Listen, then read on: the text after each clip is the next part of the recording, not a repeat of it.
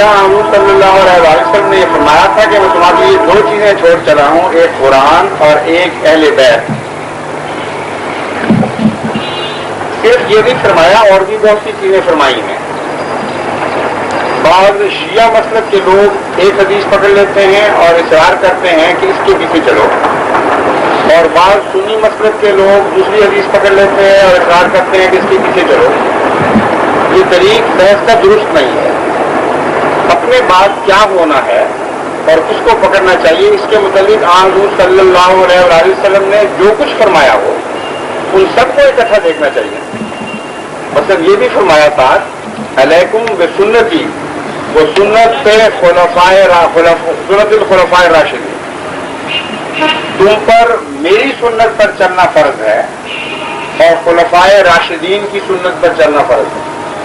تو بجائے اس کے کہ ایک دوسرے کا گلا کاٹیں دو فرقے کہ تمہاری حدیث جھوٹی ہماری سچی، عقل سے فیصلہ کریں۔ حضرت صلی اللہ علیہ وسلم نے جو کچھ فرمایا ہے سب پر آمنا و تسلیم کہیں اور پھر مل کر غور کریں کہ ان حدیثوں کے مضمون میں آپس میں کمپرومائز کی کیا گنجائش، کس طرح صلح ہو سکتی ہے۔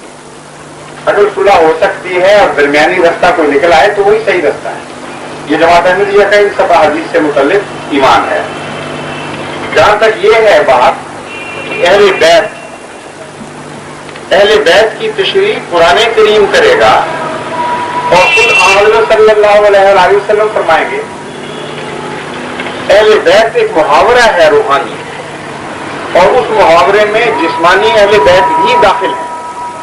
یہ نہیں ہے کہ داخل نہیں، لیکن اس شرط کے ساتھ کہ وہ روحانی طور پر بھی اہل بیت ہیں، یہ قرآن سے ثابت ہے۔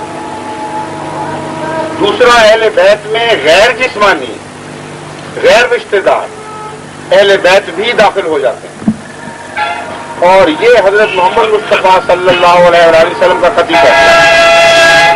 اس لیے بجائے اس کے کہ یہ جھگڑا کریں آپس میں ہی، قرآن اور حدیث سے اگر آپ پوچھیں، اور یہی ہے قرآن کا حکم کہ جب آپس میں اختلاف کرو تو رجوع الی اللہ و رسولہ، جب اختلاف ہو جائے کرو دوبارہ قرآن اور رسول اللہ صلی اللہ علیہ وسلم کی طرف رجوع کر لیا کرو، تمہارے جھگڑے آسانی سے طے ہو جائیں۔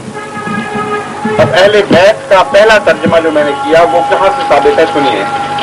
حضرت نوح کا بیٹا ان کی آنکھوں کے سامنے جب ڈوبنے لگا تو حضرت نوح نے کہا کہ اے خدا، تیرا تو وعدہ تھا کہ میں تیری اولاد کو بچاؤں گا، اہل بیت کو بچاؤں گا۔ فرمایا انہ لیس من اہلک انہ عمل غیر صالح، کہ تو ظاہری لحاظ سے دنیاوی ترجمہ کر رہے اہل بیت کا، ہم نے تو اس کی خوشخبری نہیں دی۔ ہم نے جو اہل بیت کی خوشخبری دی تھی اس سے مراد تھا جن کے اعمال صالح ہوں، جو روحانی لحاظ سے تمہارے غلام ہوں گے اور تمہاری اولاد کہلائیں گے۔ قرآن کریم نے خود ترجمہ کر دیا اہل بیت کا، اور آنکھوں کے سامنے جسمانی اولاد کو غرق کیا، اور لفظ اہل بیت اس کو نہ بچا سکے۔ دوسری مثال سنیے، بخاری میں بھی حدیث ہے اور دوسری کتب میں بھی حدیث ہے حضرت سلمان فارسی کے ذکر میں کہ ان کو اللہ تعالیٰ ان کی نسل میں سے وہ پیدا کرے گا جو آخرین کو اولین سے ملا دیں گے۔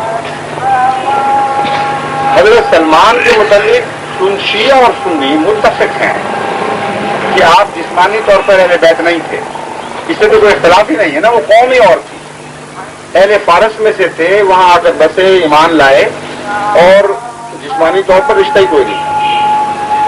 لیکن دونوں فرقے شیعہ اور سنی متفق ہیں کہ حضرت صلی اللہ علیہ وآلہ وسلم نے اس غیر رشتہ دار کو اہل بیت بنایا، اور اہل بیت کے طور پر آج تک شمار ہوتے ہیں، کوئی خونی رشتہ نہیں۔ جنگ احزاب کے موقع پر آپ کو الگ بلایا اور اہل بیت کی لائن میں کھڑا کیا، اور ساتھ فرمایا سلمان و منا اہل البیت، سلمان ہمارا ہے اہل بیت میں سے۔ اس لیے سائل تو شیعہ معلوم ہوتے ہیں، وہ پتہ کر لیں اپنے علماء سے کہ حضرت سلمان اہل بیت میں سے تھے کہ نہیں۔ جب تھے تو جھگڑے کے دونوں پہلو ختم ہو گئے۔ قرآن کی روح سے مسلمہ بات کہ ایک شخص اہل بیت میں سے تھا، لیکن عمل صالح نہ ہونے کی وجہ سے خدا تعالیٰ نے اہل بیت سے خارج کر دیا۔ حضرت صلی اللہ علیہ وآلہ وسلم کا مسلمہ فیصلہ کہ ایک شخص جسمانی اہل بیت میں سے نہیں تھا، اور اللہ تعالیٰ نے اللہ تعالیٰ کے منشا کے مطابق حضرت محمد مصطفیٰ صلی اللہ علیہ وآلہ وسلم نے اس کو اہل بیت میں داخل کر دیا، اور مجال نہیں کسی کی کہ انکار کر سکتے۔